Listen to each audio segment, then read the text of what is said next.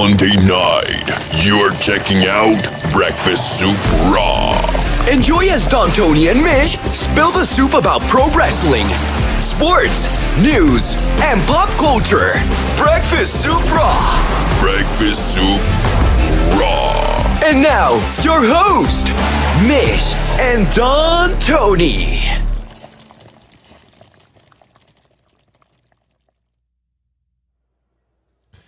Good evening, everybody.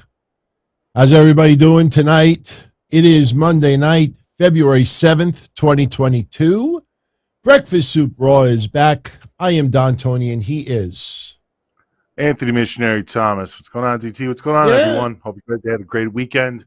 How was your weekend? Obviously, we're pretty good, man. It was nice to actually have some warmth as opposed to getting trucked in with all the damn snow. So I think we both deserved a weekend off, and I'm sure a lot of people did too. Yeah. I know some people still further up north got hit with some, and I'm just glad that most of this is kind of starting to die off. I know. We got some rain going on here right now. Got a little nervous. Internet was out a little bit earlier. Want to thank everybody for joining us tonight. We're going to get into Raw, a couple of news tidbits as well. And something that I think is probably a topic that most of you out there will welcome to have open up the show. It's something that you and I talked about for at least the last 2 or 3 weeks. And tonight, it was more glaring than everything else that we've seen the last couple of weeks. And that is the Denver crowd reaction for Kevin Owens tonight. Yeah. I mean, you and I have talked about it that ever since he signed this deal, you feel like he has just amped his game up. The little psychological things that he says, reading between the lines that a lot of people don't get at first, his work ethic. I mean, just everything about him. And of course, Austin Theory is not beloved, but to hear that reaction tonight, and even the commentators had to acknowledge it, that Denver is, I mean, Kevin Owens may say that Texas loves Kevin Owens, but tonight, Denver, Colorado, my God, that reaction to Kevin Owens, beautiful, love it. Yeah, they really came through. They were loud for him, and it's deserved. I mean, Kevin Owens is one of the stronger wrestlers on the roster who's constantly performing. He's a good promo. He's a good wrestler. He's got a long history in and out of WWE. So it's like, it's kind of cool that Denver has a smarter audience and they respect what he's doing. So, and not only that, I think lately his stuff, even with Seth, isn't bad at all. I think he's been doing really good. He's starting to become a fan favorite, and it's in his own way. And good. And for anybody that thinks that Austin Theory's buried because of tonight, come on, relax a little bit. It's part of the story. It's where we're going. You know? Yeah, it's just going to be a growing process for Austin Theory. He's in the Elimination Chamber, and I expect a beating. Beating to maybe garner a little bit of sympathy. I mean, the guy. I mean, it's a slow burn for Austin Theory in WWE. That's for sure. But, I think, the match idea that you and I said a couple of weeks ago, I think more and more people are finally seeing what we saw, and that is Seth Rollins versus Kevin Owens at WrestleMania. That's happened. They planted the seeds last week big time. Little jealousy on Kevin Owens' part that he's not in the chamber. Tonight, I mean, of course, he's not going to Saudi Arabia, but tonight, I got to be honest, that segment with Adam Pearce and Sonya Deville felt extremely forced on Deville and Pearce's part. Why in February, in storyline, why would they even tease to Kevin Owens, you may not even be at WrestleMania? It's like, it's just stupid. It's just a very stupid storyline. I mean, Kevin Owens took chicken shit, turned it into chicken salad, but obviously, Seth Rollins will probably get a high-profile match, or he'll appear. They'll announce he's going to appear at Mania. Maybe that's what makes Kevin Owens snap, that everything is handed to Seth Rollins in his eyes, and Kevin Owens wants to destroy him at Mania. That's where it seems like it's going. Well, and it's interesting, too, because they've been playing up on Seth maybe not as a baby face lately, but they've been playing Seth in more of a fan tolerating light, I guess you could say. Even the stuff with Kevin Owens tonight. Well, I'm Seth Rollins. I never lie. It's like, you know what I mean? Like little things like that. And Kevin Owens looking at him like, really? You got me tonight? You got my back? And it's just, it's like all the stuff that they're not saying is really the major point of how their relationship is. Yes. And I think that that's where you can start reading what's going to happen between these two, obviously down the road for WrestleMania. Absolutely. And yeah, I'm okay with it. I'm okay with, and I don't know if we're going to go down this far. I don't know who's going to win, but I have no problem with Kevin Owens getting a little bit of sunshine. It's been a while since Kevin Owens got some deserved sunshine, and if they can give him a little at WrestleMania, I think he'd appreciate it. I tell you, for me right now, it's a toss-up between him and Seth Rollins as far as my favorite wrestler. Though the wrestler entertains me the most on Raw right now. It's really a toss-up between the two. Well, you know, Seth Rollins, I mean, I have, you know, been really into his work for a while, and it's now starting to really break out. I mean, it's clicking. It's starting to click on all cylinders, and WrestleMania time is the time you want it to click on all cylinders, but I guess we could jump ahead. About the most entertaining wrestler on Raw tonight, I still have to go with MVP and Bobby Lashley. Oh, yes. Clinic to open up the show. I really do enjoy MVP when he's out there kind of mocking Paul Heyman tonight. Fucking loved that intro that he gave for Bobby Lashley because it was a little more Paul and Brock than it was MVP Bobby Lashley. And I think that there was a point to that. And it's not just the Elimination Chamber that's coming up around the corner. I still would like to see MVP and Paul Heyman get into some kind of a verbal tiff. I mean, we don't need to see Paul get into the ring or nothing like that, but I really like MVP as Bobby Lashley's manager. And even tonight, you know, it was needed tonight. He did great. MVP talked him up. Holy shit. I was even joking. I'm like, man, MVP has got to be everybody's best wingman because MVP could pretty much talk the panties off of any girl at a bar. And then you gave Bobby Lashley the microphone and you're kind of like, eh. I called him tonight the Almighty Mumble Mouth. Yeah, he's. Yeah. I mean, you can't. Or the Almighty Mumbler. Right, dude. MVP is fucking great. He does a great job. He really hyped up Bobby Lashley, did a great job. Love the fact that he called him a fucking monster tonight. That's where we needed to go. I like them coming out in the suits. He's still rocking the fucking cane. MVP understands his role, understands what he's supposed to do, and he really is an MVP to do it. Bobby Lashley, look, I think the guy is an athletic monster himself. He absolutely is a lot of the things that MVP talks about. Keep him away from the microphone. just stop giving him the microphone and just let him stand there and look like a fucking badass. Or you know? Don't overly script him.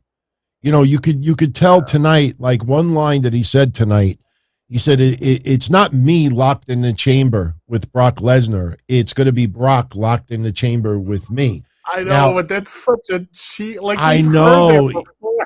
I mean, just let him be the almighty pissed off motherfucker. When right. Bobby Lashley, you know, you could tell they let him be a little bit free on the mic and just be pissed off. It flows so much better when he has specific talking points that he has to make and they want specific lines. I mean, he starts mumbling over his words, and tonight, you know, at points, it was a little like, you know, like hopefully WWE has totally scrapped the idea, the thought of splitting MVP and Bobby Lashley up. Definitely do not go that route. Bobby Lashley would be lost without him, and MVP would be a waste of a wasted talent not doing anything. So yeah, no, I'm right there with you. I really hope that any idea of splitting these guys up is on some other paperwork, you know. Speaking of splitting up, thank you, Philip Maffey, for the 5 spot. Do we think Paul Heyman might turn on Roman and end up with Brock again? You know, I mean, double turn. Oh, well, you remember the first time Paul didn't turn on Roman. Roman turned on Paul. And if you remember that week, you and I were talking about how, you know, maybe Paul Heyman's got to take one for the team. And, you know, like that's why he took the punch. It's too early, in my opinion, because, look, I mean, Brock Lesnar's taking on Roman Reigns at Mania. That's definite. We haven't gone to Elimination Chamber yet, and I want Bobby Lashley to retain. I mean, everybody, you know, like, I understand this passionate love for Big E online right now. They feel that he's been slighted and disrespected, but I'm going to say something that obviously is not a popular thing to say, but half of these people that are professing this almost erotic appreciation for Big E not being treated all that well by WWE recently and now having him on SmackDown, these are the same people that were saying Big E's championship reign sucked, that he's too goofy and funny and all this stuff. So why are you actually giving the man the belt back? Because you don't like the way that he was taken away? I mean, I want someone to have a run, but let it mean something. Bobby Lashley winning this championship and beating Brock Lesnar, you know, just to take it away from him at the Chamber, to me, that does more damage than Big E, because Big E is already considered almost a Hall of Fame career with the New Day. You know, Bobby Lashley, it's too early to tell as far as a turn. Too early to tell. Chris, we'll get into your Drew McIntyre. I have it in the queue for you. We'll get into that in a few moments. We're just talking mostly about Raw right now, but I like your comment. Steve Joseph, same to you, my friend. I got you in the queue as well. You know, when we get on the topics outside of Raw, we'll get into that as well. So hold on. I just want to put these in the queue. Yeah, we got a queue now. So for topics outside of what we're currently talking about, we'll get into it in a few moments. But yeah, it's MVP. You do not take him away from Bobby Lashley, not at all. Staying on the topic of Raw tonight, I guess we could talk about Becky Lynch and Lita, and then we could segue into the announcement that was made today about the women in Elimination Chamber. Interesting. I don't want to jump too far ahead, but we just had this conversation yesterday or Saturday night that it seems like they needed to get the Ronda Rousey decision out of the way in order to then focus on Becky Lynch, because if Ronda didn't make her pick yet, there's a lot of people on the net that honestly thought Ronda was picking Becky. So now, since Ronda's pick is out of the way, now it's smooth sailing to choose an opponent for Becky Lynch at WrestleMania. Happy anniversary, Rams fan. This has got to be like 11 months, 6 months, 6 months. Much love. Awesome. Nice. Congratulations, Rams. Nice. Yeah, it's actually 11, but it's 6 on the new tier. So much love, Rams fan. Thank you. Much love. Yeah. All right. Tonight we had the build with Becky Lynch and Lita. And I got to be honest with you. You know, it's mind-boggling. Yes, Lita could not perform for a while, but it's mind-boggling to realize that it's been 15 years since she's had any title opportunity. And what I loved tonight, not only her hitting the twist of fate and the moonsault, and they were picture perfect, but what I loved tonight also was Becky Lynch keeping it real for a few moments, showing love to Lita, wasn't sarcasm. You know, she looked up to Lita. She said if it was no Lita, there could very well not be a Becky Lynch right now. Becky, I know people are going to hate when I say this. Becky Lynch reminded me of Ric Flair at his peak. Ric Flair would give legit love and respect to his opponent, but he would then say, but blah, blah, blah, blah, blah. Becky Lynch today, you know, if it wasn't for Alita, there'd probably be no Becky Lynch, but there is a Becky Lynch, which means there cannot be Alita. And I got to disagree. Really? Comparing her to Ric Flair tonight? Ooh, no. I'm not saying that's a little too high of praise. No. Friend. No, when I mean, maybe I should clarify a little bit. Ric Flair, his formula back in the day is he I would. kind of looked at it in a different sense. Okay. I think I understand what you're trying to say. I looked at it more of like a mentor-mentee kind of thing. Okay. All Whereas right. Yes. Ric Flair wasn't really the fanboy, but Becky Lynch was a fangirl of Yes. Lita. She emulated Lita in her own career, at least in her own mindset, even going back to the Rebecca days. And I thought that was such an interesting twist to the storyline because you can really go down a lot of places here. It's almost in the same vein of what Mickey and Trish did, but maybe not on a psychotic level like Mickey did with Trish, where she started dressing up like her.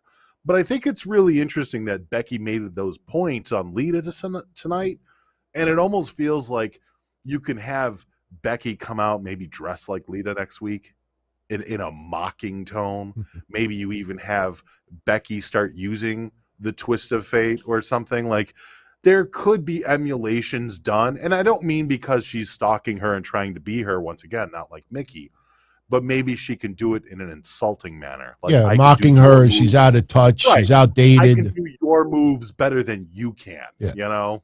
I want to incorporate a great comment that a super chat came in from Steve Joseph. All right, And, Steve. he was talking about, he understands now when we kept bringing up budget cuts, that when WWE says budget cuts, they don't actually mean money issues. It's because they want to use the money. They have moved money away from the budget of wrestler's salary into something else.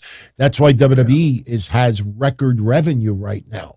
They are managing their money beautifully.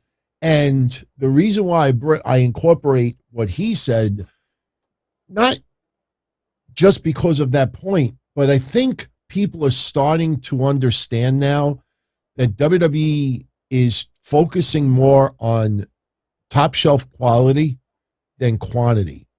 That instead of giving, a whole wide variety of extra wrestlers that are just going to pick up loss after loss after loss, maybe the occasional win here and there, that, hey, if we could throw, 8 people on each brand that people would definitely come pay to see, that's what we need. So they are, look, Goldberg, this is his last match on the WWE contract. And before anybody could even say, oh, thank God, no more Goldberg matches, you got Meltzer already jumping a step ahead and saying, WWE, can afford to keep Goldberg around. And Goldberg might be a Saudi special. But they always could. That's the misnomer that's going on with a lot of misinformation from news sites. WWE could afford Goldberg 3 years ago. Right. But it's not like they're out of money. That's why it's so silly when somebody like Dave Meltzer says something like that. Because there was never a point that WWE couldn't afford Goldberg. Right. Right. And I understand what Steve is saying here. He's talking about the budgets. Look, there are a lot of people that want you to believe the narrative that WWE is running out of money, that they're ready to sell and everything else like that. They're making record profits right now in all areas. They've broken their own company's record year by year. Stockholders are getting all of their dividends returned. I don't know where, and let alone the big one, which we've talked about multiple times, Nick Khan constantly is coming out doing interviews saying, like, it feels like every 3 months Nick Khan has to do an interview. We're still not selling. Not selling, guys. See, nobody believes a guy who a lot of people blame for a lot of the releases in the company, but who is clearly an integral part of the dais of WWE staff, along with Vince and Stephanie, et cetera, et cetera. It would be criminal fraud on his part if he was lying. It would be criminal. It's actually criminal. It's against the law. But, this just goes to show you what we have exposed quite a bit. More on the wrestling news sites. Podcasters could cover what they want. So I'm not saying they have to cover this, but you see wrestling news sites that look away from the Nick Khan interviews. Because they want to wrestling news sites, legitimate business insider news sites, your Forbes, your Wall Streets, your New York Posts, anybody that's reporting on WWE's finances. I mean, they're literally reporting what WWE and WWE staff say. So you can't just sit there and lie to the shareholders. You can't lie to the public when you're a publicly traded company.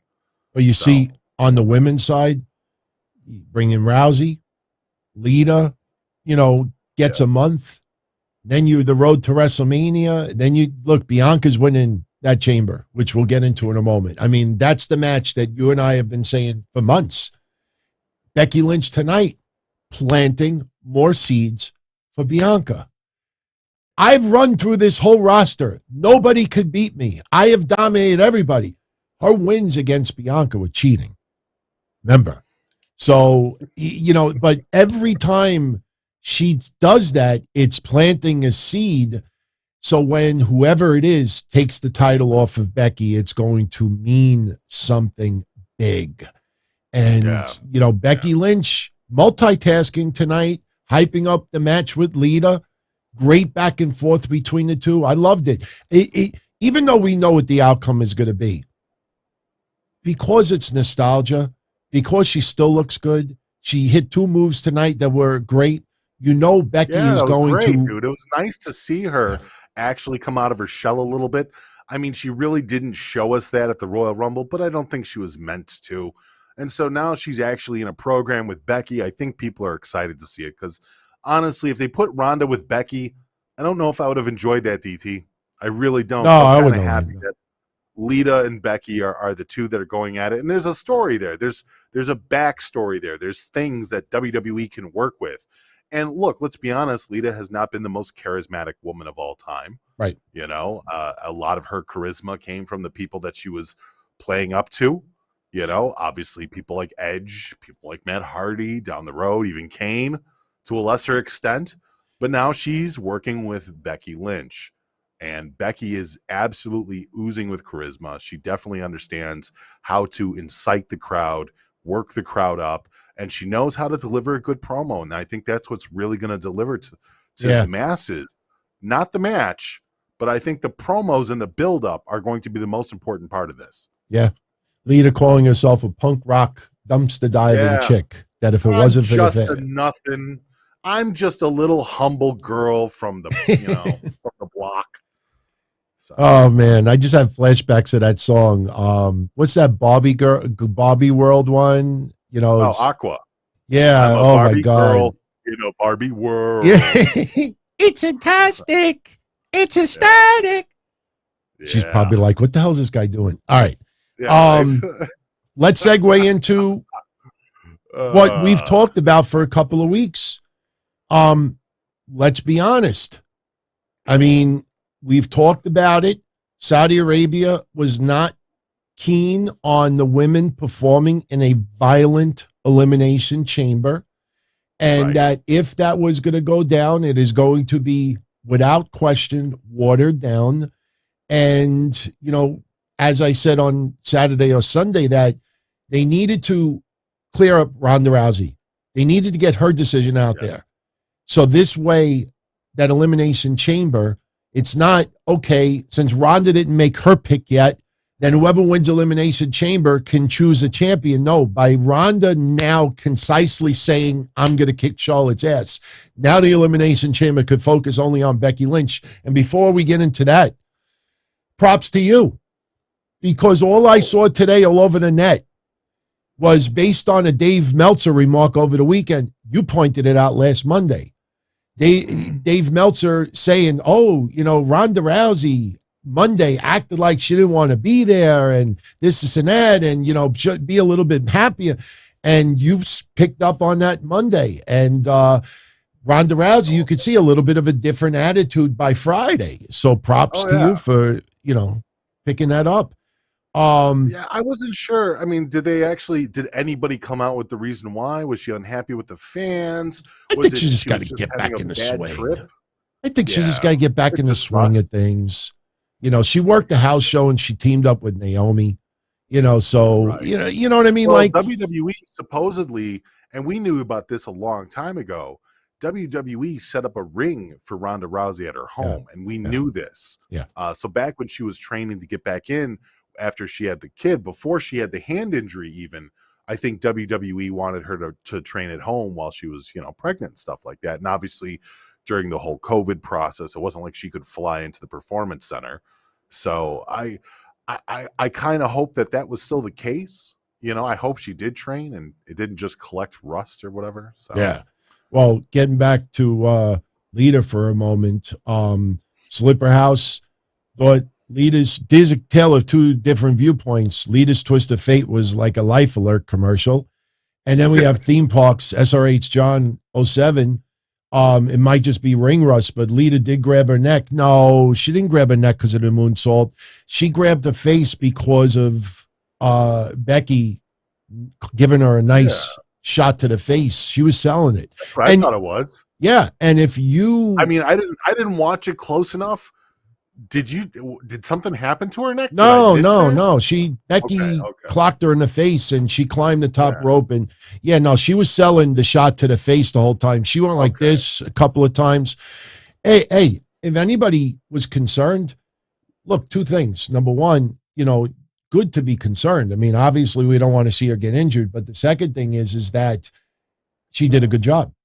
Her selling and us believing that maybe something happened. That's hey, good job. Look, that's what CM Punk, when he did the Pepsi plunge and, he knew he had a knot on his knee from the burn from the turnbuckle and he pulls the pad down and you see that big welt, and he's selling the knee. That was the buzz. Everybody's like, is he okay? Did he really hurt his knee? No, he was just selling like $1 million.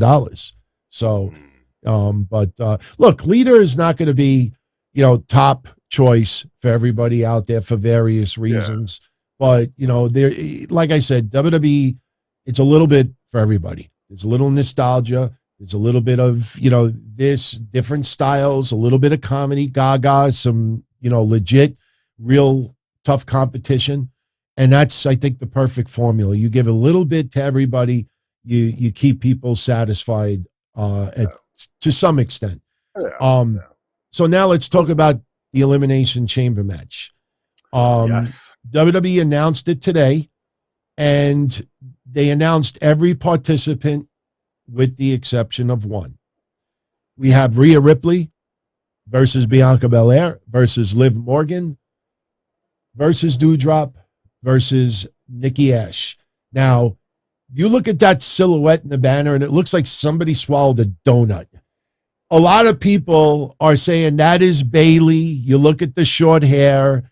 I mean, I love when people do that because you remember back in the 90s when WWE would just post a shadow and people were reporting it. People reported as news. Guys and gals, if you weren't a wrestling fan in the 90s, Mish will vouch for me on this.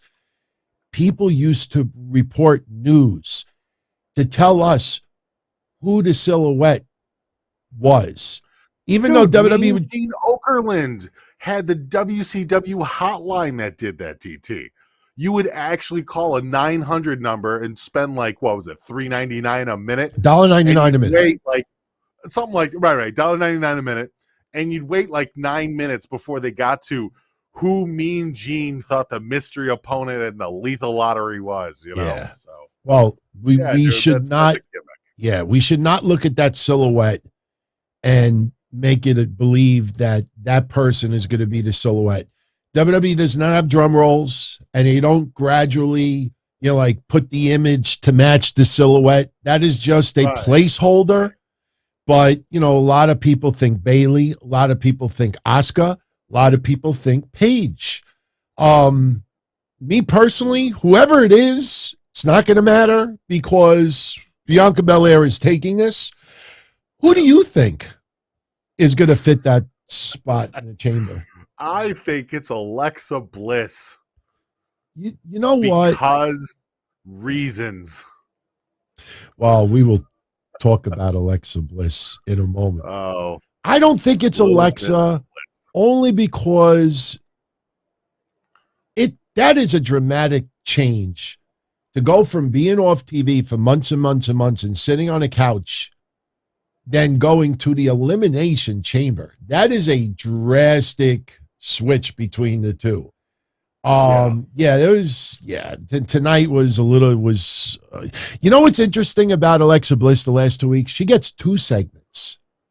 And it's not she actually gets 3 because they showed the segment this morning.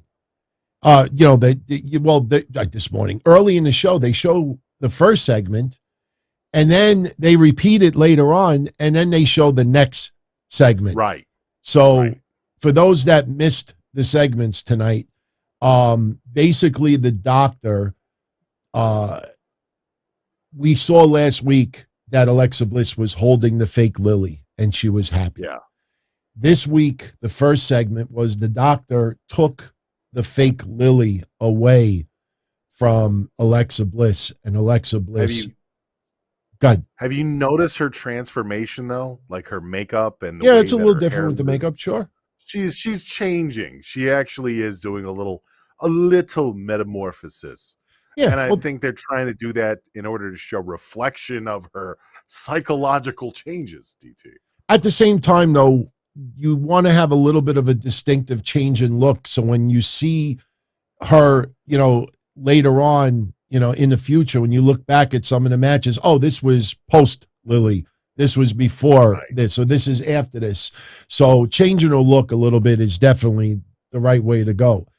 But the doctor took Lily back, and Alexa Bliss is crying her eyes out.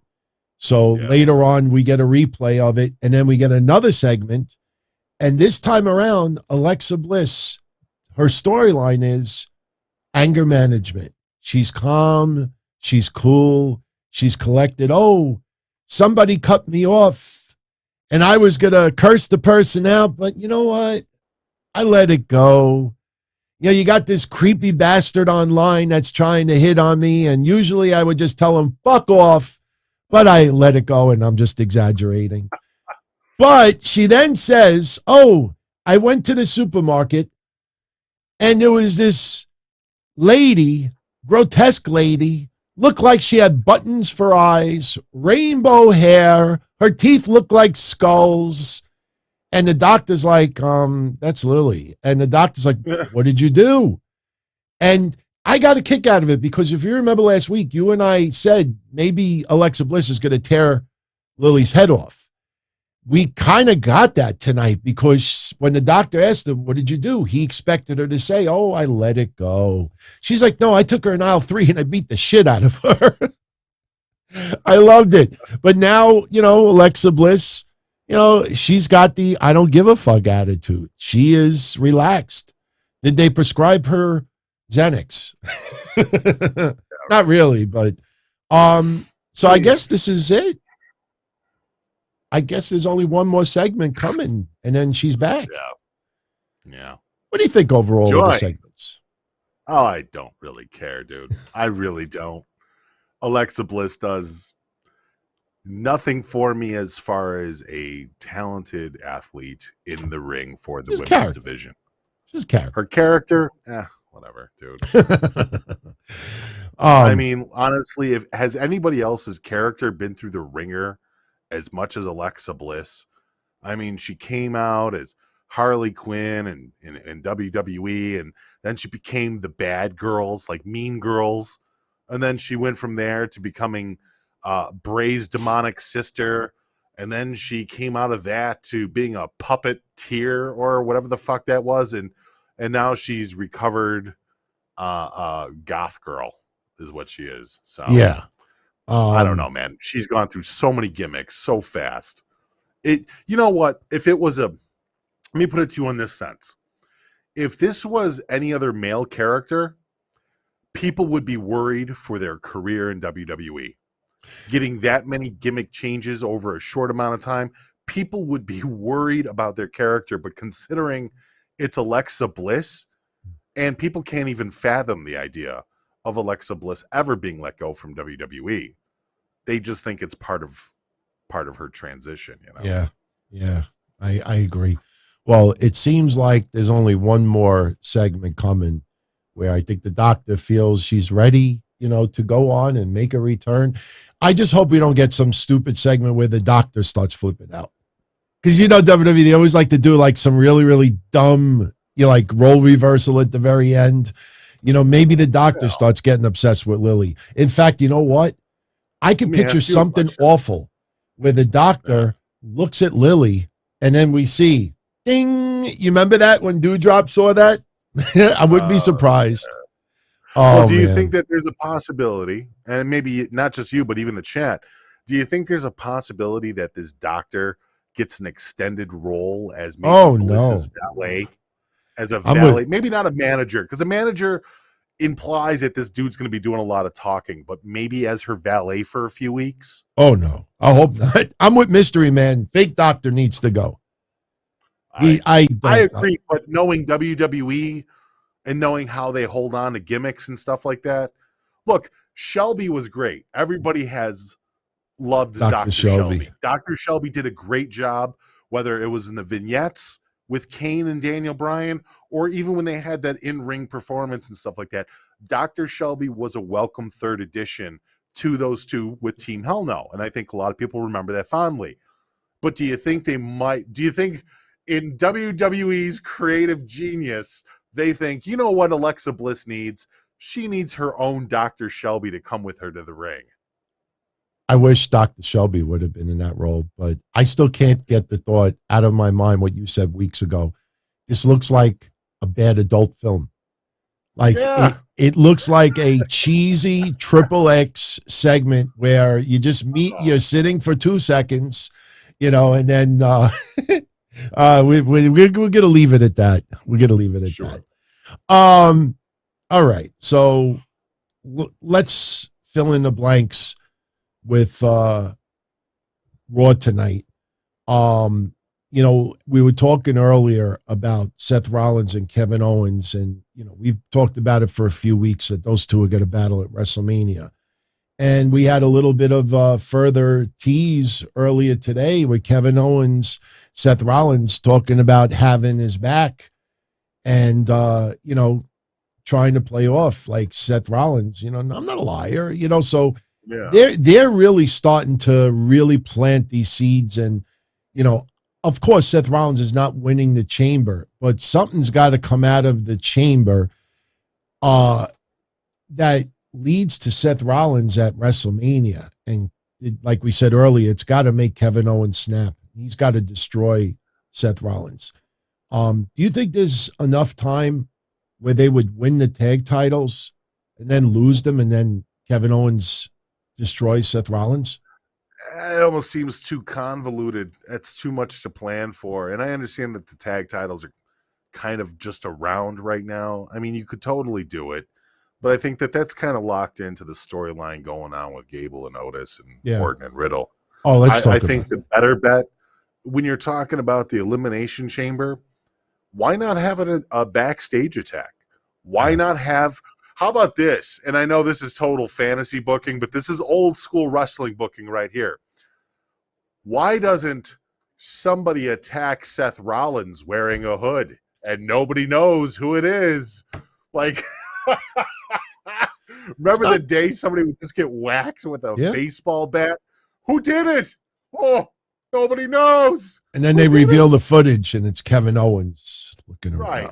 I can see it. Have like a hunt. I did it for The Rock.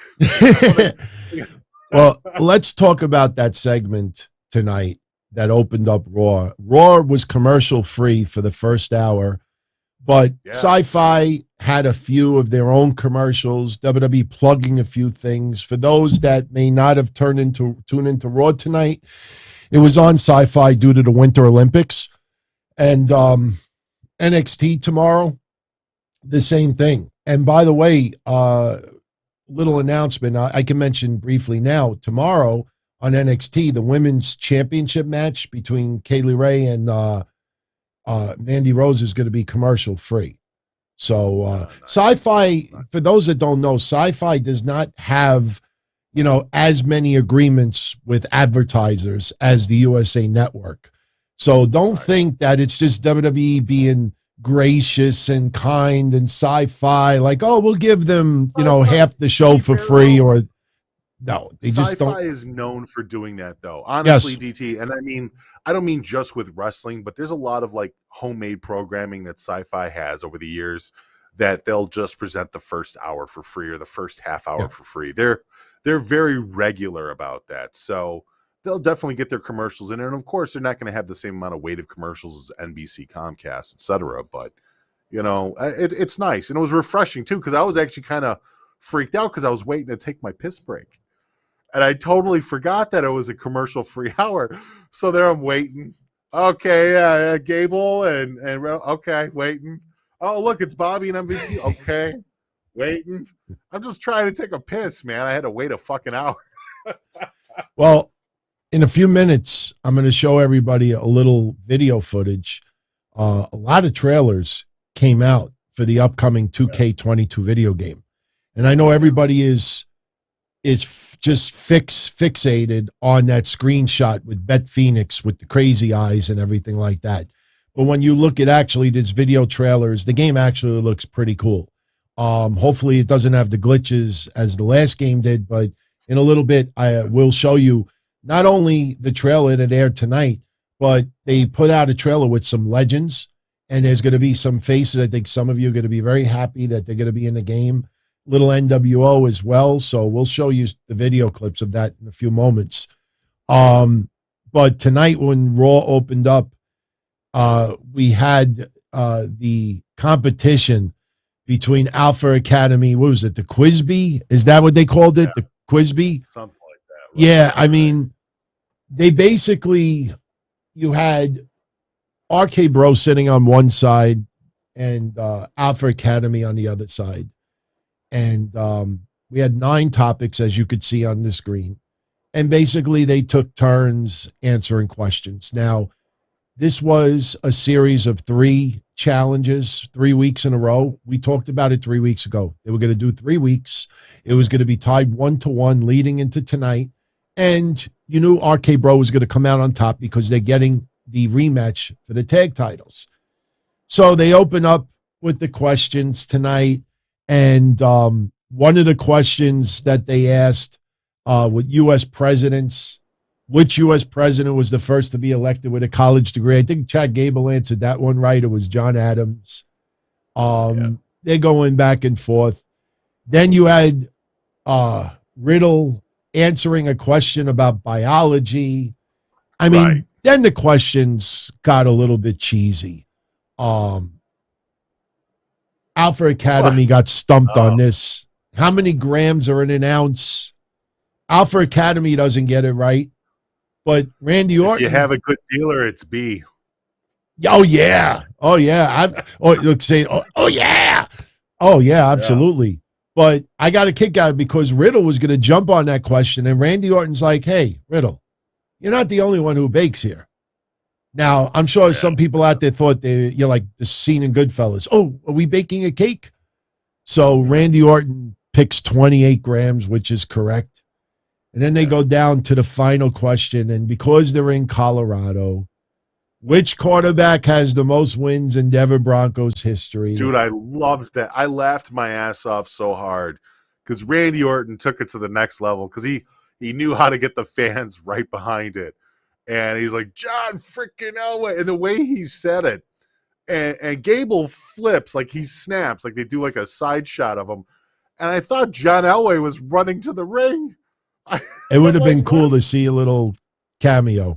Would have been great. You have him. Yeah, but the segment did what it needed to do. I mean, my original plan tonight was to read everybody the questions that did not make air. For example, like for the categories for Greek mythology, the question that didn't make air was what body part do Greeks enjoy banging the most? But that didn't make air. Film and literature, what's the average number of pages that get stuck together in a nudie magazine? Questions like that. Pop culture, Michael Jackson's birthplace, which would have been his mother's vagina. Oh! Yes. But I realize, no, it's an epic fail. I know I got a couple of questions in anyway, but the only thing I didn't like about it, Chad Gable is on fire. I mean, everything, shoosh. It's now become a part of my vocabulary. And he's turning into Angle 2.0. In fact, he got You Suck chance tonight, and it made me think of Kurt Angle as well. But the buzzer was hardly even going off. and he was having this tantrum. Oh no, please don't do the buzzer again. Oh no, please don't. And there's no buzzer going off. And then like 10 seconds later, no, stop. It was a little dumb. I mean, it was a little too much, but because Chad Gable has been so freaking awesome lately, you know, he gets a pass from me. But yeah, people are telling me shoosh. I don't know what I'm talking about. Shoosh. Look, that is funny, dude. That works. That's definitely going to be on some merch soon. Oh yeah, what are they waiting for? I will definitely buy some shoosh merchandise. Hell, look at the preview for tonight's show. I actually have in the title for tonight's episode WWE Shooshes. Kurt Angle. I actually used it. I got to use shoosh. I even put up a poll tonight if people want to vote. It's fascinating right now. The poll that's up, there's 133 votes already tonight.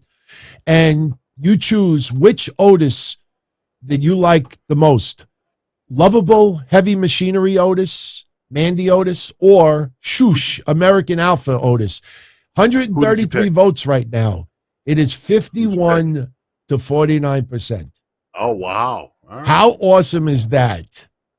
I had a feeling that it was going to be close. But yeah, if you all want, go to the chat room and vote.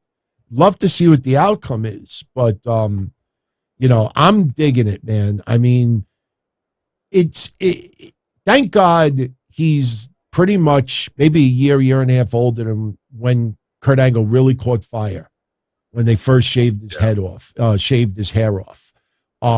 So he's got a lot of years left, but obviously it's turning into something special. And again, WWE's focused more about quality than quantity, you know.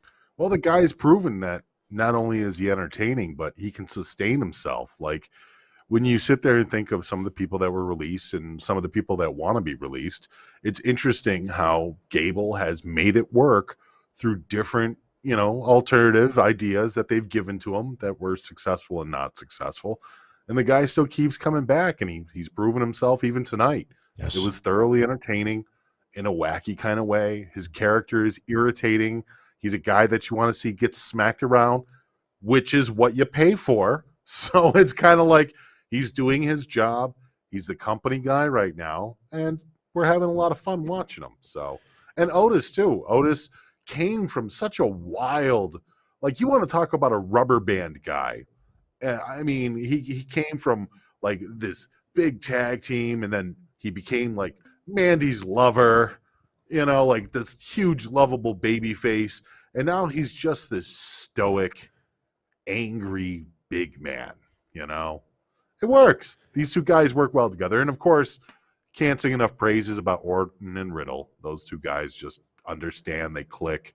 The audience fucking loves them no matter where they go, you know. So I think, honestly, right now, with the exception of Moss and Corbin, and yes, the Viking Raiders are stuck in the mud, but with the exception of those guys, I mean, tell me what WWE characters on TV are really sucking eggs right now.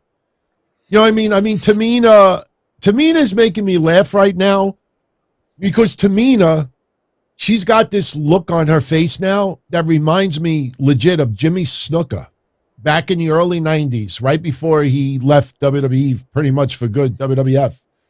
This confused look on her face when they had Jimmy Snuka when he was going, woof, woof.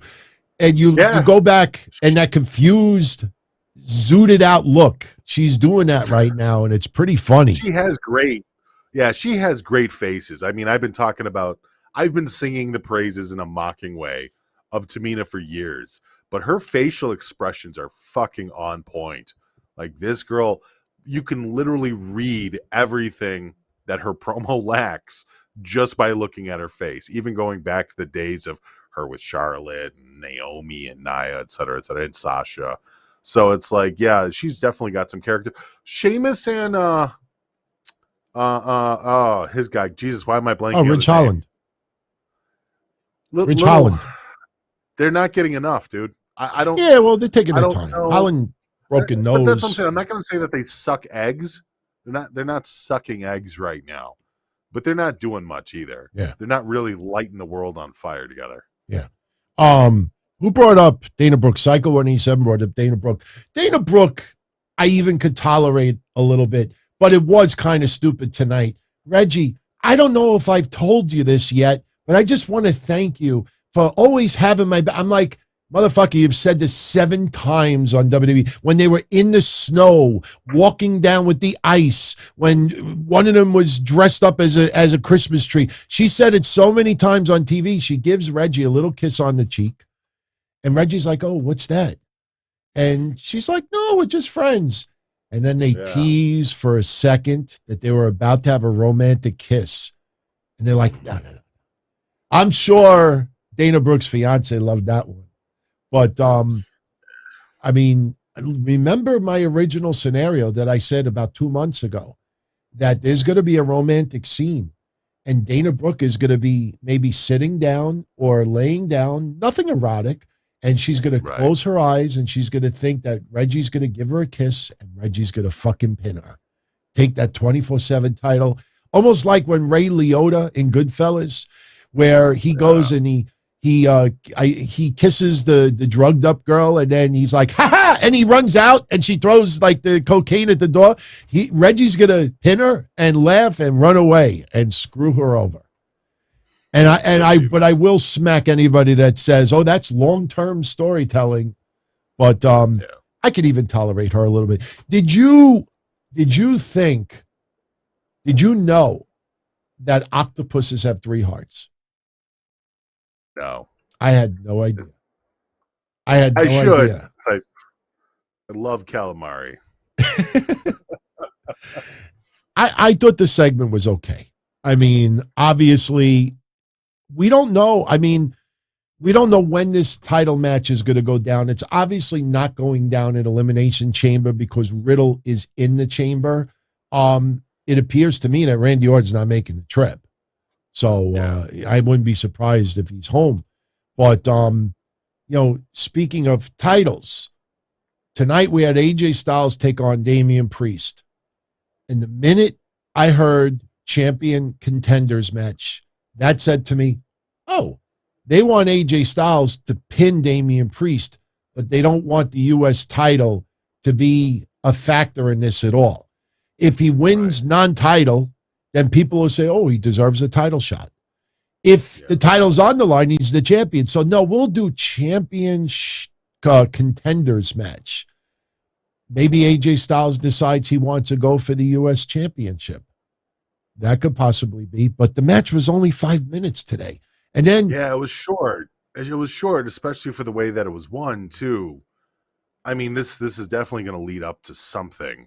Yeah. And I almost had a little bit of a sink in my throat, and I'm thinking, oh, Damian Priest is going to go full heel on AJ Styles. They're going to have a rematch, and Damian Priest is probably going to lose again, and he's going to lose his shit and really just break AJ Styles. And AJ Styles is going to be the one to take it. And I mean, obviously, that would immediately skyrocket Damian Priest into evil dumb. He will be an evil heel now.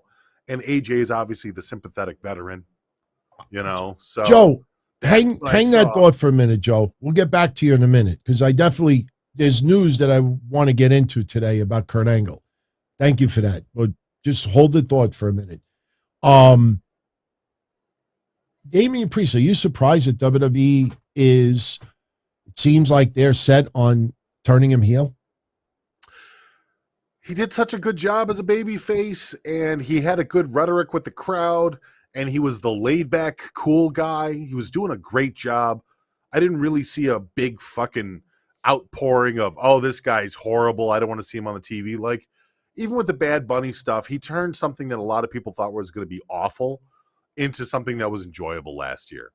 And even going forward from that, even his feud with Johnny Drip Drip, like, I mean, the guy was a lovable baby face and people were totally on board. And I don't know who made the decision to sit there and say, well, people love you. Let's stop that. So we're in this position now where Damian Priest is almost forcing himself to be a heel. And it's weird because you always hear wrestlers saying, oh man, I like playing a heel better. because you get to do more. I like playing a heel better because it feels more natural. Damian Priest is a natural baby face. He feels forced. Yeah. He looks forced as a heel. Like he doesn't want to do this. He'd rather be just chilling out with the crowd, making fucking weed jokes, you know? Any chance we get Damian Priest versus Bad Bunny at WrestleMania? They could do something like that. But just I mean, thinking what's outside the outcome? box. I'm not saying that's No, and I could see that, and I could see them trying to do that in order to really kind of cement Damian Priest in his heel role.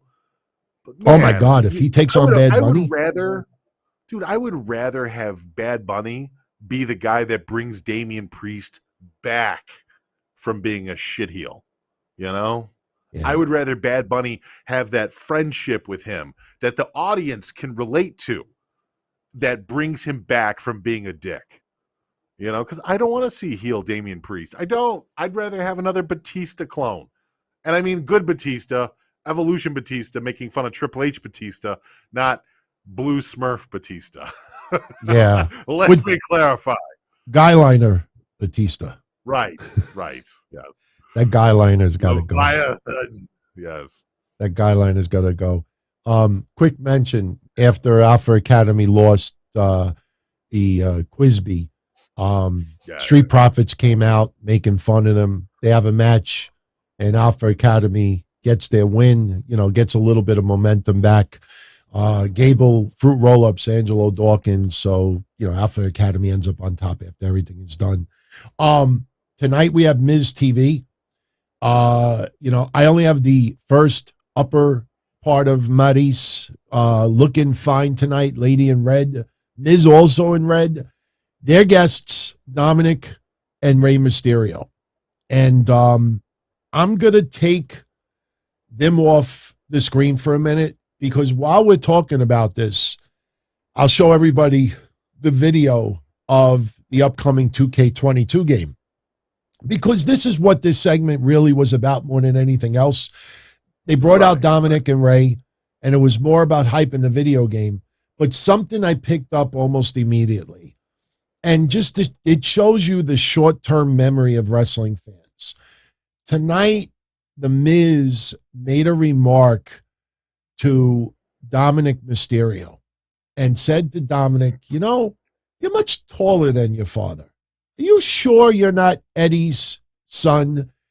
And Rey flips out, wants to destroy Miz. Anyway, it leads to a match, which we'll discuss in a moment. But as soon as I heard that, I knew I had heard it before. And I see people online, oh man, fire comment, this and that.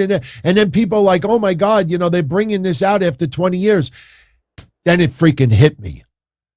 September 2020, when Seth Rollins was in the ring, and not only did he say that Aaliyah was not Rey's daughter, but he said that Dominic was not Rey's son, and he had DNA evidence. And Rey's response was not he didn't flip out. He's like, oh, we've heard that shit for 20 years, 18 years. We're sick of that. So it was funny that September of 2020, Seth took it a step further, claiming he had DNA evidence, and Rey's like, it's old shit. We're used to it. Yeah. Miz does it tonight. He wants to choke his chicken. Just observation. But right. So what ends up happening is, and this is footage of the video game, by the way, we had Dominic, and it was funny because, I remember they had a match last week because Miz did a little Eddie Guerrero. He acted like he got tripped by Rey Mysterio. The ref wasn't looking. The ref turned around, saw Rey, ejected Rey, and with Dominic distracted, Miz... He said something so stupid, like Maurice took a shot at him, and he's like, yeah, no thanks. Yeah, thanks, but no thanks. And I'm like, dude, really? That's all you got? Yeah. You've been in wrestling for what, 4 or 5 decades? Come on, that's the best. Thank you, but no thank you. Me, Rey Mysterio. Yeah, see, I could give a pass to Brandy because she's still not used to getting that kind of nuclear heat that people just don't want her in the ring. But with Ray, there's got to be a better comeback than that.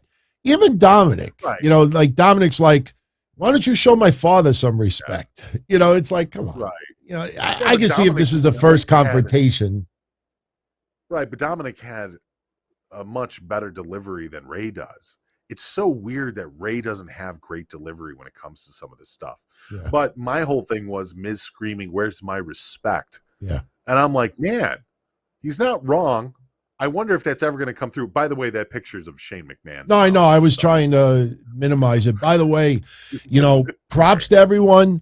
Props to everyone who paid attention to what we talked about since Wednesday about Shane McMahon.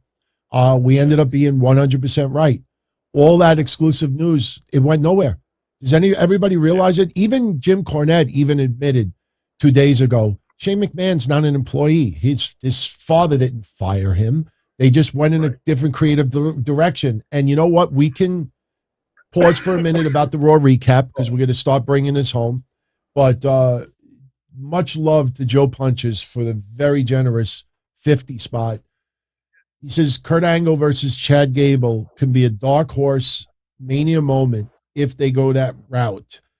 And he loves our shows, by the way. The bee's knees of the podcast, where I've never used bee's knees in a sentence, but I'm going to have to do it this week. Oh, I think we've used it a couple times. Yeah, nothing but love for Joe Punches. Thank you very much, sir. And he still appreciates Lita, and that's awesome. Listen, we talked a little bit about the Gable and Kurt Angle stuff on Tuesday. Yeah, on the Patriot episode, I believe me and you both talked about it, and we even talked about the speculation of Shelton Benjamin, who did some kind of like an interview, I think this past week, where he said he would absolutely look forward to wrestling with Charlie Haas again in the world's greatest tag team role. Apparently something that we just didn't know is that all these years later, Shelton Benjamin still keeps in regular contact with Charlie Haas. Like, they're still boys. They still hang out together. And it's like, after all these years, that would be a fun return to see not only Kurt Angle, who rumored it on his podcast. Oh, yeah, they're going to get into that now. Here's the deal. But also the idea of Shelton Benjamin maybe even doing something with Charlie Haas. Yes. That'd be fun. Amazing. Well, here's the deal for those that don't know. And if you followed what we talked about since last week about Shane McMahon, that it was just a change in creative. They decided to go Seth Rollins versus Kevin Owens instead of Shane McMahon versus Seth Rollins. That's it. There's no falling out. There's no controversy. People have been painting this picture that, Vince and Shane, like they hate each other and this stuff. What happened with Kurt Angle last week is almost the same thing that happened with Shane McMahon. All right. The reason why you're not hearing much of anything about the Kurt Angle stuff is because a lot of people don't want people to think, wait a minute, Shane, it's like almost the same thing. Here's the thing. Kurt Angle was at the Royal Rumble. WWE wanted to bring in Kurt Angle for a couple of weeks, and the rumored program was going to have something with Chad Gable. Don't know about the Chad Gable part of it, but they were bringing in Kurt Angle to do something for 3 to 4 weeks, which to me also includes Elimination Chamber. And Kurt Angle shows up, and then WWE Creative says, look, Kurt, we're going in a different direction. Sorry. And Kurt, professional, he's like, look, I understand. And Kurt Angle, that's it. So Kurt Angle actually went, expected to do, maybe he was going to be in the Royal Rumble also. Could very well have been in the Royal Rumble too. Maybe he was going to eliminate Chad Gable. I don't know. But a lot of people don't even know that they were going to do something on TV. Kurt Angle is not under WWE contract right now. They were going to bring him in for a short-term 30-day deal. And then literally the same day. He made it seem like it was more towards WrestleMania, though. Right. I didn't know. Honestly, this is news to me because I didn't know he was at Royal Rumble. Yeah. Even on his show, he was talking like it was going to be a WrestleMania thing. So I wasn't sure if it was going to be related to actually in something to do at WrestleMania. I should say like a match. I should maybe say St. talking Louis. point. I think St. Louis is Right. probably the safer. He was in St. Louis and he met with WWE, and WWE changed their Right. mind. That's exactly what happened with Shane McMahon. That's exactly what happened. WWE decided, you know what? We're not going to go in that direction. Look, they were talking the last couple of days that Shane McMahon arrived at the Royal Rumble with Nick Khan. So this was not a setup where Nick Khan is, like bringing Shane in and making him feel warm and comfortable and everything, and then pull the rug underneath Shane. Yeah. So this is what happened. I don't think WWE has any distaste or anything against Kurt Angle. It was an idea. And you know what? WWE has the money to throw around. If they need Kurt Angle before WrestleMania, it's not like they don't have him on speed dial. Well, that's the deal. Right. This is what I wanted to finish up with this news.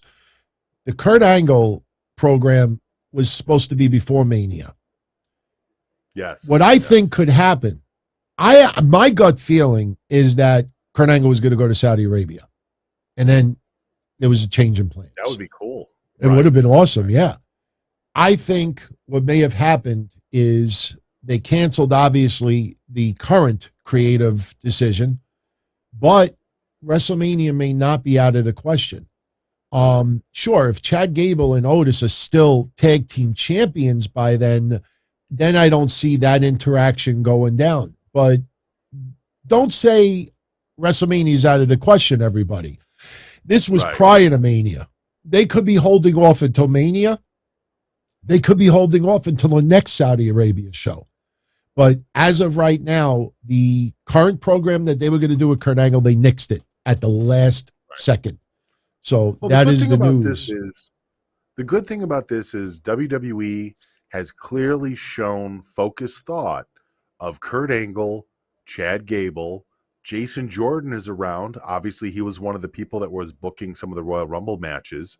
You still have Shelton Benjamin under contract. Yeah. And there's a connection between Shelton and Charlie Haas. So it's not like we might not ever get that little moment, that little nod to the world's greatest tag team, to Kurt Angle. Because you know what? And I know a lot of people feel this way, DT, but a lot of us feel that Kurt Angle's retirement match against Baron Corbin was very lackluster. And not necessarily disrespectful, but the fact that he didn't get anything, he didn't get a send-off, he didn't get a proper goodbye, always kind of stuck with me, and I'm sure a lot of other people too. So if there's a way that WWE could retcon that, maybe fix it a little bit, maybe bring Kurt Angle back for a last match or something, I think a lot of people would be into it. And I know it's I know it's Undertaker's WrestleMania. And it's going to be the Undertaker show. Let's be honest. That's what. It's Hall of Fame. I don't know if Undertaker's going to wrestle at Mania. I haven't heard that. No. I don't mean. Yeah, but I don't mean necessarily wrestle. But I think it's going to be focused on Taker. A lot of it. Yeah. As far as the veteran status goes, Taker's going to be the big veteran. Like we always have a veteran that shows up at WrestleMania and kind of steals the show, whether it's an Austin or a Rock or anybody that's brought in there. I think this year it's going to be very Undertaker-centric. I think there's going to be a lot of paying homage and respect to Undertaker at this WrestleMania, whether it's somebody's crazy entrance, whether it's something somebody wears. You know what I mean? I think that's going to be the focus of it. So you don't want to put a Kurt Angle in the middle of that because it almost makes him feel a little less. But at the same time, I think a lot of people want Kurt Angle to have that proper send-off. Yeah. I mean, they made right Mickie James' send-off, technically. Yeah.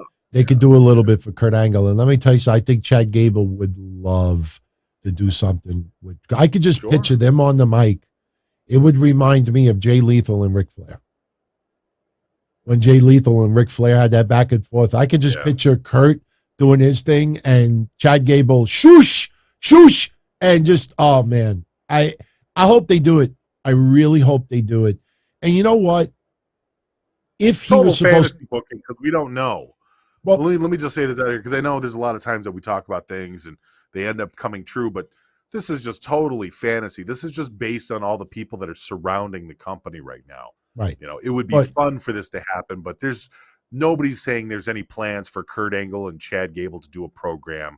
There's no talk about Charlie Haas making a return. This is just our fantasy book. Yeah. Well, I will say this: if Kurt Angle was supposed to be in the Royal Rumble, I'm glad that he wasn't, because I think his appearance would have been overshadowed by the overall perception of the Royal Rumble, and I don't think Kurt Angle being in it would have really changed much of how we felt about that match as a whole. Yeah. So also tonight we had Kevin Owens over Austin Theory. We talked about him wanting in the chamber, even though we know that's not going to happen. We had Kevin Owens did double duty tonight, because the main event tonight was originally Riddle versus Seth Rollins, which was a fun match as it was going. But we had Kevin Owens come out of nowhere, cause the disqualification, attacks Riddle. Randy Orton's music hits almost immediately. Randy Orton hits the stunner. We go to commercial. We come back. It's now a tag team match. And a little bit of, not on the same page with Seth and Kevin Owens. But in the end, Seth Rollins and Kevin Owens get the win. And, it was a fun, I tell you, I think we had 8 matches on Raw tonight. I mean, maybe not many of them really stuck out as memorable, but I don't know, it wasn't too bad. It was nice because we didn't have the commercials in the first hour. And you know what? I was very impressed that WWE was able to do that first hour and still make it entertaining. Look, one of the biggest problems that not just us, but a lot of different shows and criticisms come is the fact that WWE has 3 hours on Raw, and it still feels like stuff is just jammed together like shit. I thought they did a good job with their pacing tonight. Yeah. I really enjoyed it. WWE isn't known for having good pacing. Tonight, I enjoyed it. I thought it was a good feel. I didn't feel like I was being hit from all sides with random WWE facts, although they can really take that top 10 Instagram photos. They can do something with that stupid bit. I know. I'm all set with that. Sorry, but go on. No, it's good. Joe Punches, thank you again for that very generous super chat. Thank you. Yeah, of course. It was decent Raw tonight. I mean, it had its moments. It's we haven't seen much of Omos. Little well-deserved break. You think? Man, I don't know. Oh, I don't know what they're doing with Omos. I think that they kind of lost a little bit with him. I don't know why they came out of the Royal Rumble and couldn't immediately figure out a program for a guy like Omos. Omos should be all over the place. He is their guy. He's the guy. He's the guy he's another one of their blue chippers that should be all over TV and learning and getting better. I know he's not the greatest in the world yet, but with a guy that size, you keep trying, Well, and where's Veer at? Well, actually, I was just going to say, Veer is going to be making his debut soon. He's on his way to Raw. They announced it tonight, everybody. Veer is on his way to Raw. I posted this picture because some of you out there, I guess, do not know how to use Google. I had I'm just joking. I had a couple of requests like, hey, I always talk about his baseball career. This is a picture of Veer when he was in the Pirates organization, and that was only a couple of years ago.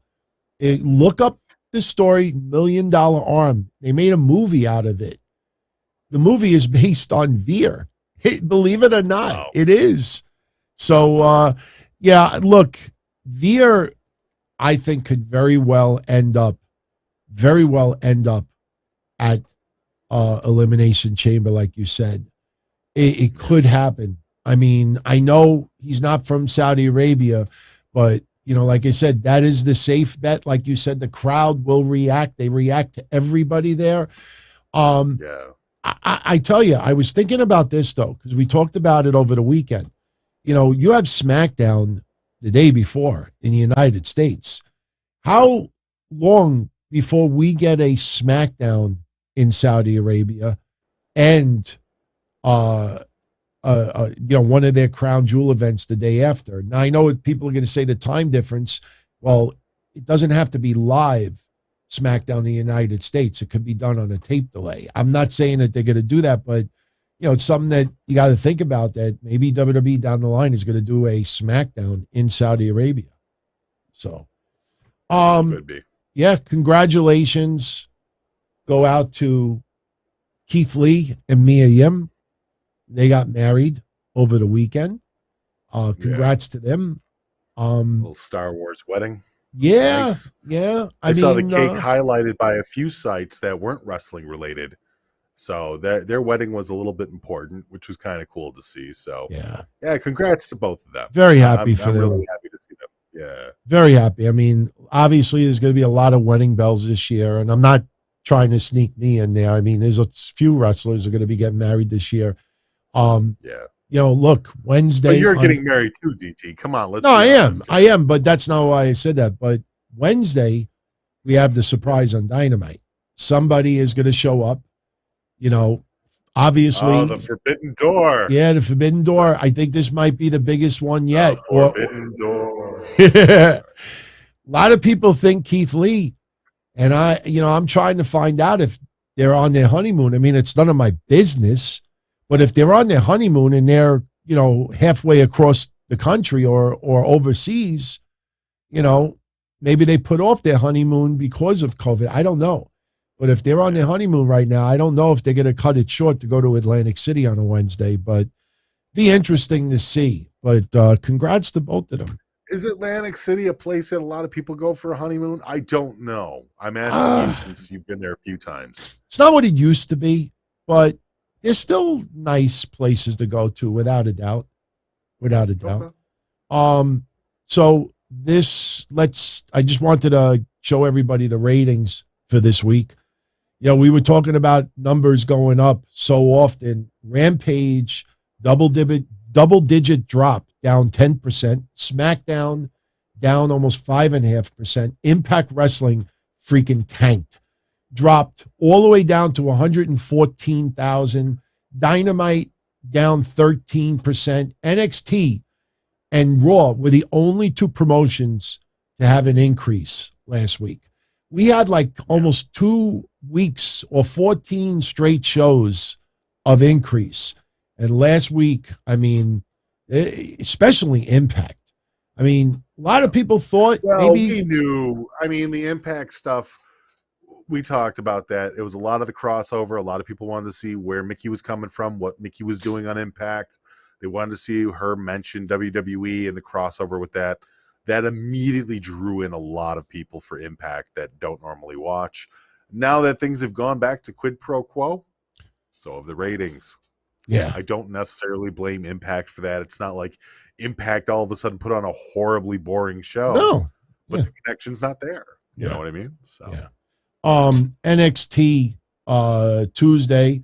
I know a lot of you are going to see our show after NXT, so I'm not going to spend much time on it. All I will say is that Mandy Rose will be defending the NXT Women's Championship against Kaylee Ray. It will be commercial free. Braun Breaker and Santos Escobar, they're calling it a championship summit. LA Knight versus Sangha, Saray versus Dakota Kai, and Tiffany Stratton versus Wendy Chu. And they got a bunch of little segments, mixed Isn't Braun Breaker versus Santos Escobar too? Did you say that? No, that's tomorrow's just the championship summit. Isn't it taking place? Next week. NXT Vengeance Day. That's next week. Yeah. Sorry.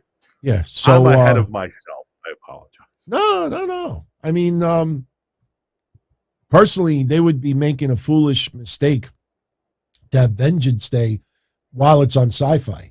They're not on USA Network tomorrow because of the Olympics still. But, right. Yeah. One last comment before we jet out of here. Actually, two. This was earlier, and I wanted to mention this from Chris Silva. Do we think Drew McIntyre should be part of the Universal Championship match at WrestleMania? Yeah, I do. I don't think he should be seen as a winner. I don't think that he should be. I don't see him with a title anytime soon, but there's a lot of people that love Drew, and Drew is definitely considered a main eventer for this time. He's still a guy that WWE relies on and puts on their shoulders. I don't see him as being a future champion, though. I don't. But he's still a catalyst. He's still part of the program, you know? Yeah, I flat out disagree, only because the Universal title is the battle of the giants, Roman Reigns versus Brock Lesnar. And I think with all of this storyline that is built up, you know, Brock having a championship and then losing the championship, and who knows what's going to happen in Elimination Chamber.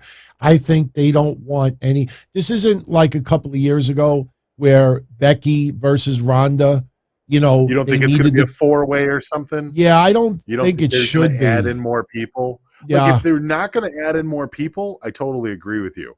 But if they're going to go down the route where there's 4 people in the ring, yeah, you got to put Drew in. Absolutely agree, because then you got to put Big E in there as well. But, yes, you know, I remind everyone that Big E was a SmackDown wrestler. He went to Raw because he cashed in the briefcase and won the title. A lot of people forget he was on SmackDown. He is on SmackDown now to help Kofi while Xavier Woods is out injured. So Xavier should be back in time for Mania. So I'm holding out hope that some match goes down somewhere and it ends up a challenge, you know, Big E versus Bobby Lashley. I don't know if it's going to happen.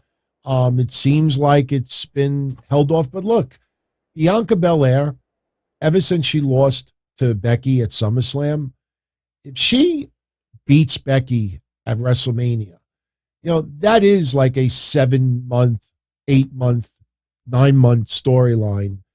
And I think Bianca is better off now than she was at SummerSlam, because a lot of people at that time felt that her championship reign was very, very flat. Anybody that does a Twitter search, go back to like a month, a week, 2 weeks before SummerSlam, and you will see a lot of your darlings out there criticizing Bianca Belair's run as women's champion. So sure, you know, WWE did her dirty by having her lose to Becky so quickly. But in the end, I think Bianca is better now than she was at SummerSlam. And we only hope the same for Big E. Yeah. Big E, I think, is he needs a little bit more fire underneath him. Hopefully being back with the New Day does that. I'm assuming that there's still plans for him.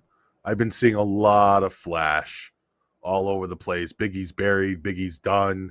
Big E's just waiting his contract out. And I mean, this is all coming from like Reddits and social media and stuff like that. But man, oh man, it feels really bad to see this guy just completely given up on already by the fans that were supposed to be supporting him. Yeah. And I don't know if it's because they feel that WWE just doesn't understand Big E or doesn't want Big E, even though they're the ones that put him in that position to begin with.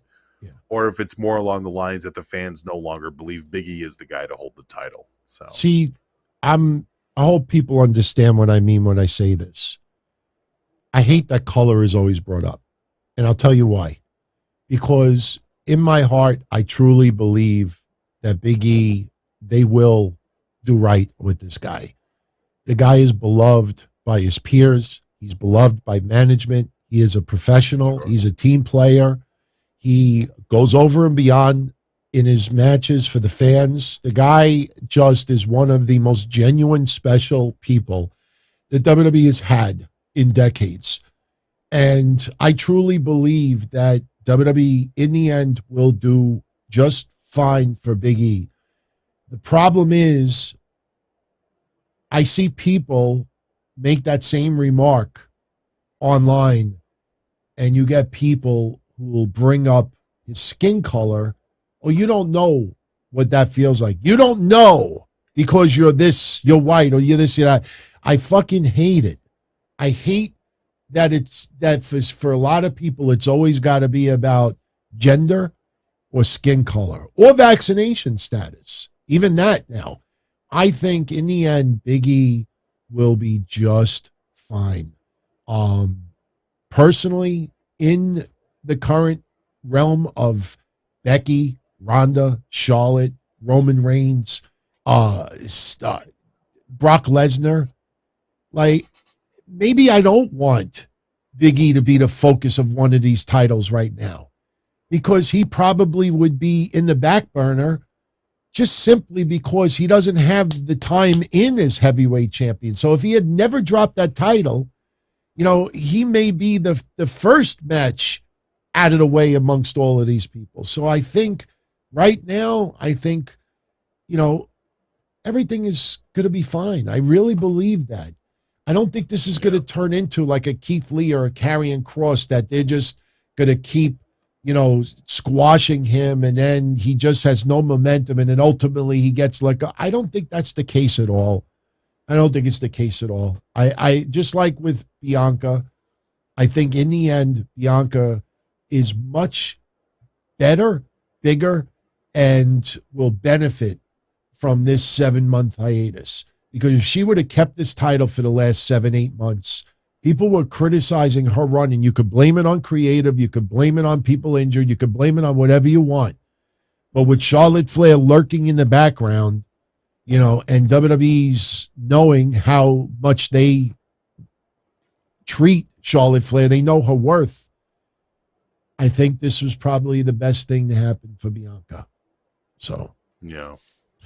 Well, we have run 90 minutes, a little longer than, you know, you and I originally planned, but we had some good conversation tonight. Any final thoughts? Yeah, no, that's good. No, all right, no, little announcement. fantastic. Yeah, let me let everybody know. I announced it yesterday on the show, and I posted a tweet about it. You know, I've been joking on some of the shows the last couple of weeks about the podcast Forbidden Door. And I've asked a lot of you out there, like, who would you like to see? Like, go through the Forbidden Door and come here and talk a little wrestling. And you all gave a lot of different choices. And the person that was on everybody's list more than anyone, I reached out to him. If you'd like to come on for a night just to talk wrestling, take your questions, have a little debate discussion, he said yes. And the tentative date is Thursday, February 24th. It'll be open for everybody. And that person is Jason Solomonster. So Very Jason will be coming on Thursday, February 24th, unless obviously there's some scheduling issue or something comes up. Sure.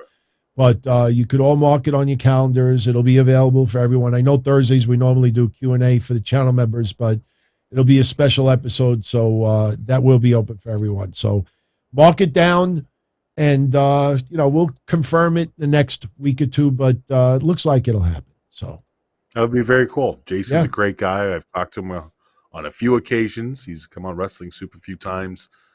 He's a class act through and through. I think you and Jason will have a great show. I look forward to watching it. So Yeah. very good. Ish, much love. I will talk to you tomorrow after Take it NXT. easy. Be well. All right. See you, everyone. Take care. All right, everybody. I hope you enjoyed tonight's episode. If you tune into NXT tomorrow night, enjoy it as well. If you're a part of our Patreon family, patreon.com/DonTony. Mish and I will be live tomorrow at 10:05 p.m. in the Patreon Discord. Tomorrow, I will announce the winner of the Patreon predictions contest for the Royal Rumble. As I mentioned yesterday, Kingsley Davies and Dorian Mesa, they both won the YouTube side of it. There was a little controversy because last week I announced Kingsley, and then Dorian stepped up and said, not so fast, Steve Harvey. I think my entry actually won, and yeah, it was an oversight. So I'm going to give it to both of them. It's only the right thing to do. But everyone, have a great night. All the best. Stay safe. Be well. Vote. It's still, look, we got a whole bunch more votes.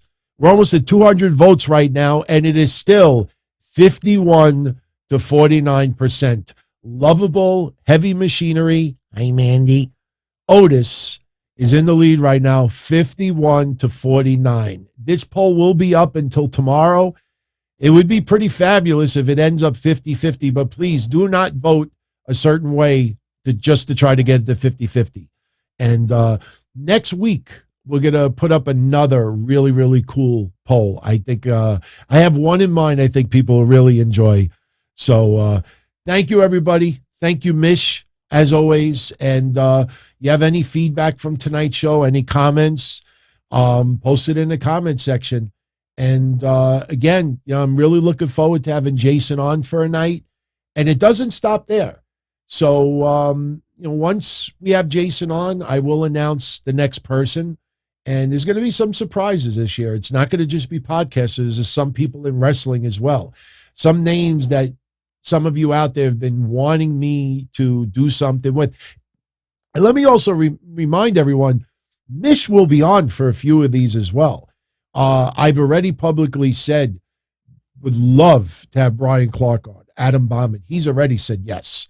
So we are going to have him on. We're just going to chew the fat, talk about whatever. And I know if I did not have Mish on as well, not only would he be pissed and Brian would be pissed, but, I would probably be pretty guilty as well. So we got a lot of things planned. We just started, everyone. So on the way out, if you enjoyed the show, smash that like button. If you're not a subscriber yet, subscribe and spread the word. If you know anyone out there that you think would like to check out the shows, let them know about the channel. We don't bite. And I thank you, as always, for your support. Be well, everybody. Stay safe. Much love. As far back as I can remember, I always wanted to be a podcaster. For me to live any other way was nuts. To me, those goody-good people who worked shitty jobs for bum paychecks and took the subway to work every day and worried about their bills were dead. I mean, they were suckers. They had no balls. If I wanted something, I just took it. I ran everything. I paid the bills. I paid the host. I even paid the masked maniac. Everybody had their hands out. Everything was for the taking. We always called each other good fellas. You would always hear from somebody. You're gonna like Don Tony. He's all right. He's a good fella. He's one of us. But if you're part of my crew, nobody ever tells you they're gonna get rid of you. It doesn't happen that way. There weren't any arguments or curses like in the movies. See, your haters come with smiles. They come as your friends, the people who've claimed they care the most for your life. And now that's all over. And that's the best part. Today everything is different. There's lots of action. I don't have to wait around for everything like everyone else. Oh, I didn't get the vaccine? Fuck you, vaccine me. Oh, your delivery guy has COVID? Fuck you, feed me. Right after I moved here, I ordered egg noodles and ketchup, and I got spaghetti with meat sauce. I'm no longer an average nobody, while they get to live the rest of their lives like a bunch of schnooks.